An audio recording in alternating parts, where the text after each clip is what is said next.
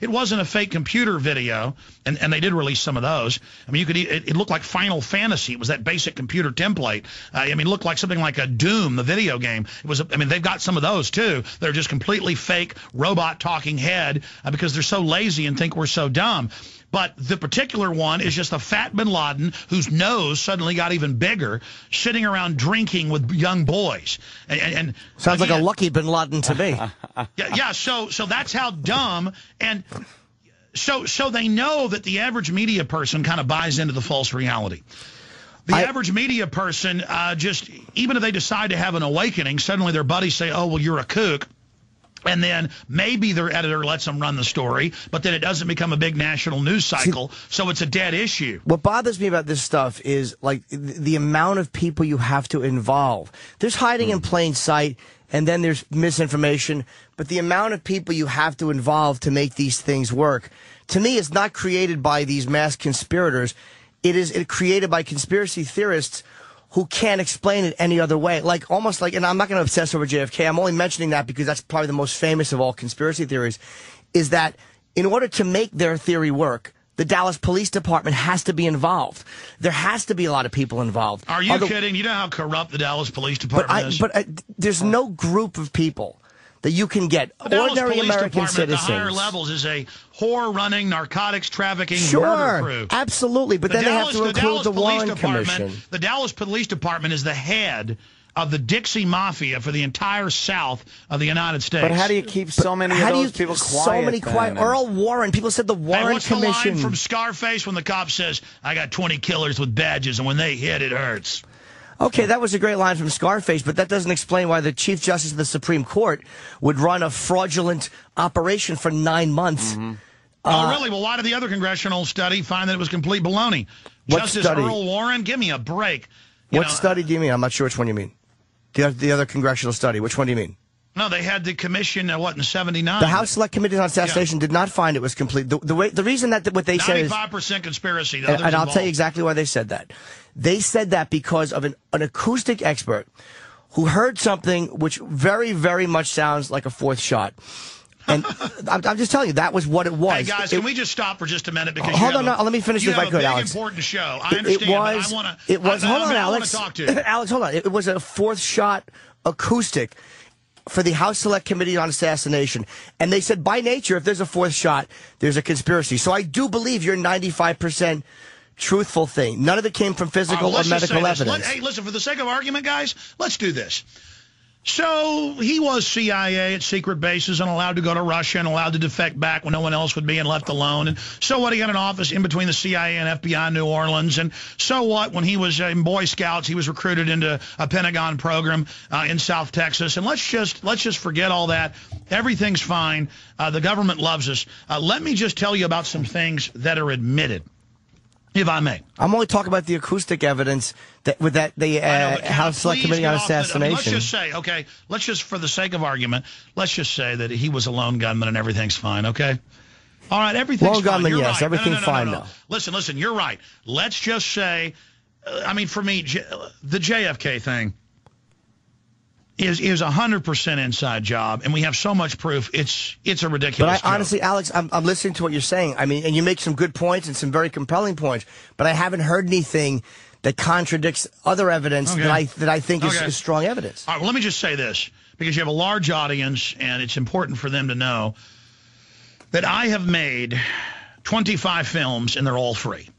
25 films, and the important film they need to see to understand the financial collapse and how it's been done by design. I made this film over a year ago, and you'll now notice when you watch The Obama Deception on YouTube and Google for free, just Google The Obama Deception, that everything that we cover in the film literally has now happened. I mean, I lay out everything Obama's going to do because of who put him in power. I released the film a month and a half after he was in office.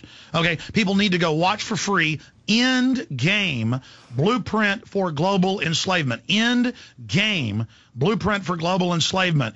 Because I will show you the elite. I will show you their own writings, their own statements. They openly state that they see us as garbage that has to be taken out, that there's too many of us, and some can argue that's true, but the point is we're all being targeted, and they are putting soft kill binary weapons in the food and water, and degenerative diseases are all off the charts, and the UN has been caught adding live polio to shots worldwide. They've been caught adding live cancer viruses to every major vaccine. I have all their admissions. I have CNN from yesterday admitting that there is silicon plastic in the chicken McNuggets. Okay, that is a huge, bold statement that, like you say, you have documentation, yet I've never heard of any of this on any other... I know. I just gave you the films for free.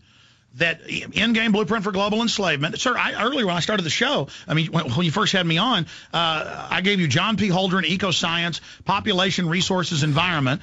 You can search engine Ecoscience, and you'll find AP and Reuters admitting that, White House science czar under fire for statements about putting sterilants in water.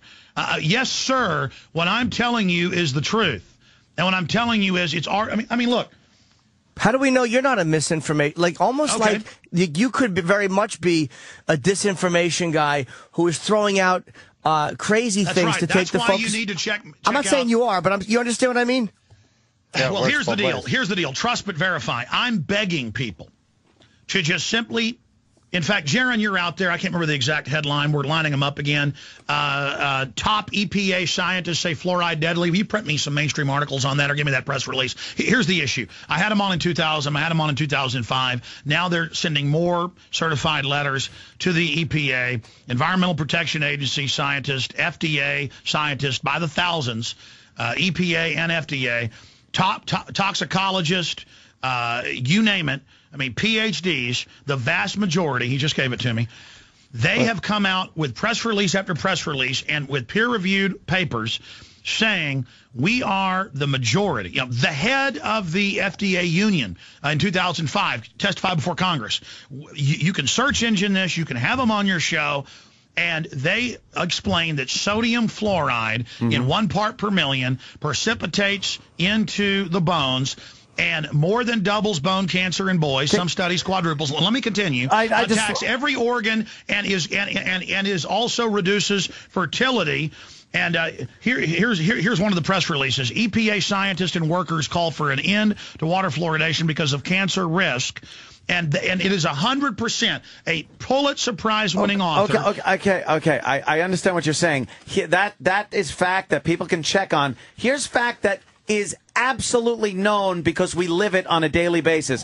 Why then is the life expectancy higher than it's been in any other time in history and keeps getting higher and higher? That's where I was going next. All right. Okay. Let me answer it.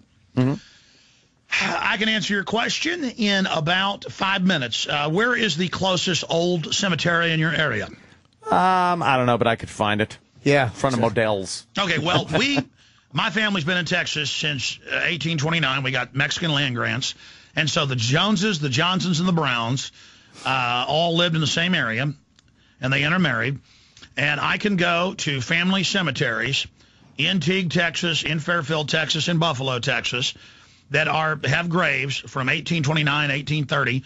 And you go there, and up to half of them are little Missy Jones died at 6 months. We love her. Around half of them are kids under the age of 10, most of them just a few months old.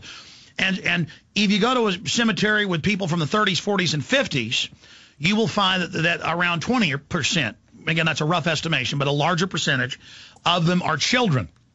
And so the issue is when you average out, yes, and there's been major studies on this, and in fact, I've had people that do actuaries from insurance companies, on to talk about this. When you average out the life expectancy and take out the infant mortality rate, because infant mortality is way down in the entire Western world.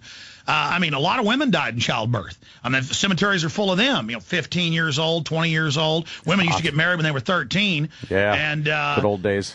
Yeah, well, the point is that you go in there and there's a lot of 15, 20-year-old women. A lot of them would die the first time they had a kid, and the rest are dead kids.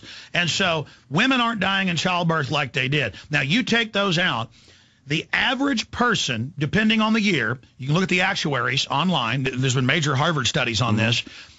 If you made it past the time you were about 15, the average person lived to be above 80. So now the average male, 74 years? The average woman, about 76. In Russia, it's dropped from the 70s down into the mid-50s. And now for the first time, our infant mortality is going back up and population is going down. Now they have more high-tech sciences. So they pump the poisons into you and the soft-kill degenerative weapons that take time and so no one notices it until decades later. And then they use high-tech science and expensive drugs now that you're a retiree to suck all the money out of you